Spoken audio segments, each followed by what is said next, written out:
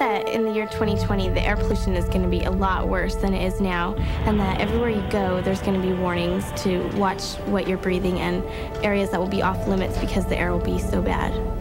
In the year 2020, the air is going to be a lot better. The people are going to be driving cleaner cars, and the cars are going to be cleaner because they're running on cleaner fuel. And the cleaner fuel is going to be made by the scientists in the laboratories who are actually solving this whole problem.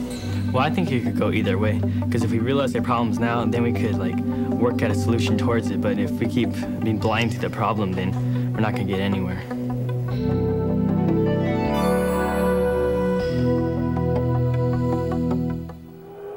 When it comes to predicting the future, everyone has a different vision, whether optimistic, pessimistic, or somewhere in between. We all dream about what will be, what could be. What we don't realize is that those dreams and those visions can actually help shape our future. Because anything that can be imagined can be real. And the best way to predict the future is to create it ourselves. Air pollution in Ventura County is not science fiction, it's science fact. The air we breathe is filled with harmful gases which pose a serious health risk to our community. How serious? Over the past decade, our air quality has failed federal health standards an average of 35 days each year. Sometimes I see smog when I'm coming over the Conejo Grade. You see a thick layer of gunk just laying over the county. The reason my family and I moved up here to Ventura County was to get away from all the smog. One of the biggest myths surrounding air pollution is that it's only present when you can see it. In fact, some of the most harmful pollutants are actually invisible gases that you can't see or smell. Substances such as carbon monoxide, lead, nitrogen oxides, sulfur dioxide, particulate matter, and reactive organic compounds are in every breath we take. At certain levels, these substances can be extremely hazardous, even deadly. Ozone, the key component of smog, is created when reactive organic compounds and nitrogen oxides react with sunlight. The result is O3, an unstable toxic form of oxygen. Now you may be thinking, isn't ozone the stuff in the upper atmosphere that we're destroying? Same gas, different place. The ozone which surrounds the Earth is a protective layer that shields us from the sun's harmful ultraviolet rays. We don't breathe that ozone. The ozone in our air is formed closer to home, and it's the most serious air pollution problem we have in Ventura County. Well, sometimes in the news they say stuff about it's a good day or a bad day, but I never really thought about myself being affected by smog. Well, my friend has asthma, and on days when it's really high pollution, she has to use a special machine to breathe into. And I think it's really sad. Ozone has several types of effects on the human body. First of all, it can cause symptoms such as a dry cough, chest pain, even wheezing. Also, ozone can cause people to have problems breathing out, and we can see this on breathing tests. The long-term effects of ozone are still being investigated by scientists. At this time, we believe that ozone on a chronic nature can cause premature aging of the lung. And by that, I mean that we can find that lung function actually decreases over time when people are exposed chronically to ozone and other oxidants.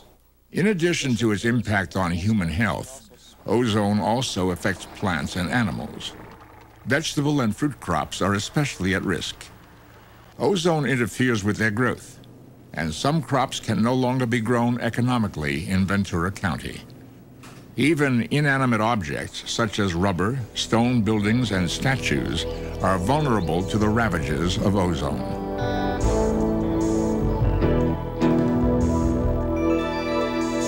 I think the biggest polluters is probably our factories, because they produce a lot of air pollution. It's probably one of the main factors. The biggest polluter would probably be us, the drivers, and the people in the community. The reactive organic compounds and oxides of nitrogen which form ozone come from a variety of different sources. Power plants, factories, gas stations, dry cleaners, spray paint operations, and some consumer products like hairsprays and oven cleaners. But far and away, the biggest source of ozone pollution comes from mobile sources. such as cars, buses, and trucks. Motor vehicles are responsible for about half of all air pollution in Ventura County. The fact is we all pollute, sometimes in ways we're not even aware of. Every time you top off your tank, drive your car, mow your lawn, paint furniture, light a barbecue, or dry clean your clothes, you could be adding more ozone to our air. It all adds up to a big problem for everyone.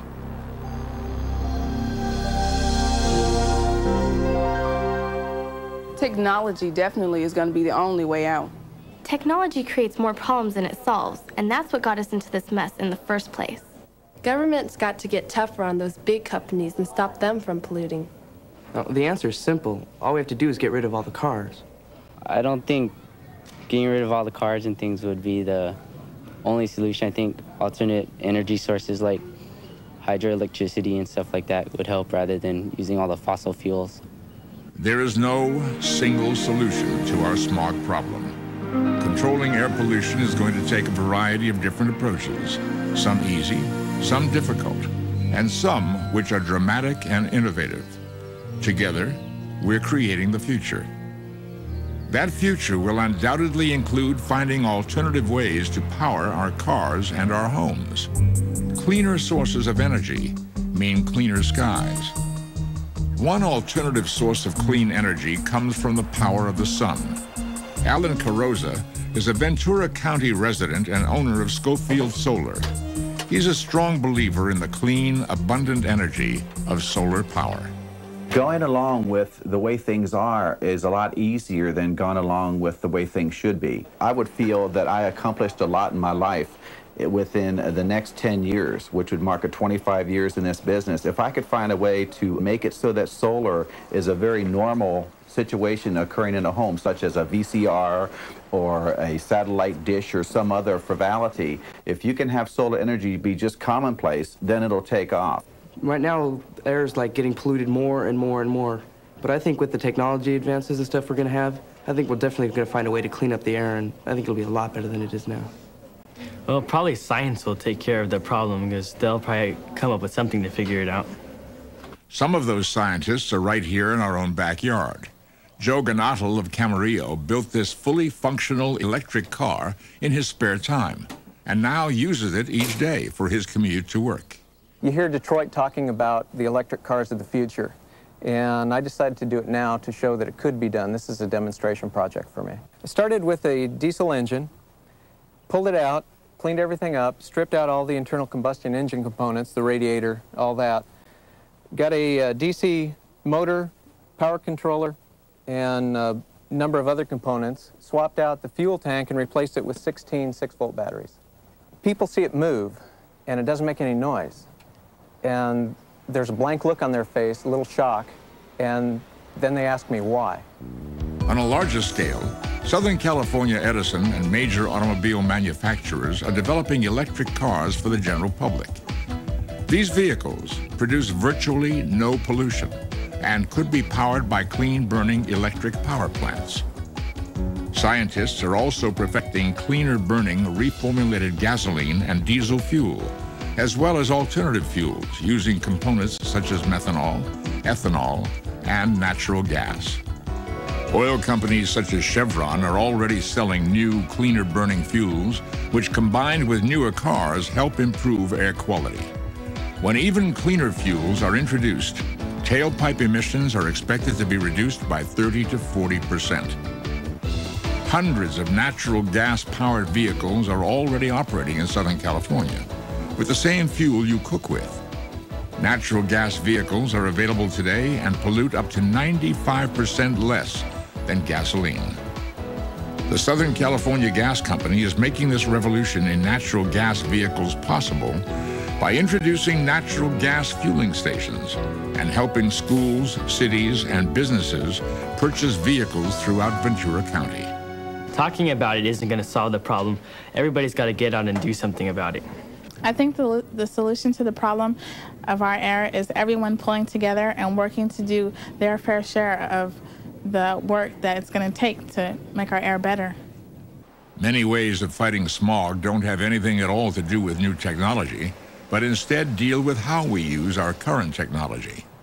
Companies such as Kinko's Service Corporation in Ventura have instituted extensive ride-share programs, which make it easy for employees to share the ride to work each morning, thereby cutting down on the number of cars on the road each day. And many Ventura County residents are now telecommuting, which means they work at home and communicate with their office via computer and modem. While reducing their employees' vehicle trips, private companies are also working to cut back harmful manufacturing emissions, an effort that makes good sense, both for business and for our environment. For example, since the mid-1980s, 3M Camarillo has voluntarily reduced air emissions from its data cartridge manufacturing plant by approximately 85%. Instead of releasing chemicals into the air, 3M reuses those same chemicals in making new data cartridges. From large companies to single individuals, the truth is we all have the potential to be champions in the war on smog.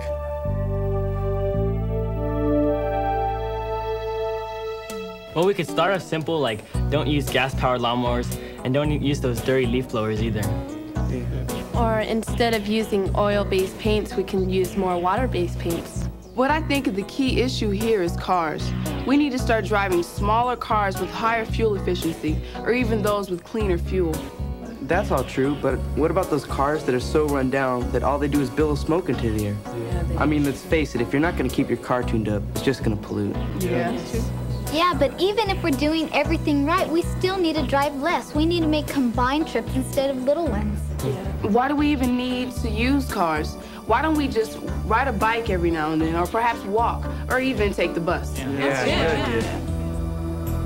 There's no simple fix, no easy answers to our smog problem. Every solution comes with its own set of trade-offs and disadvantages. But the worst solution would be to do nothing. Our future is not really up in the air. It's in the simple, everyday choices made by each and every one of us right here in Ventura County.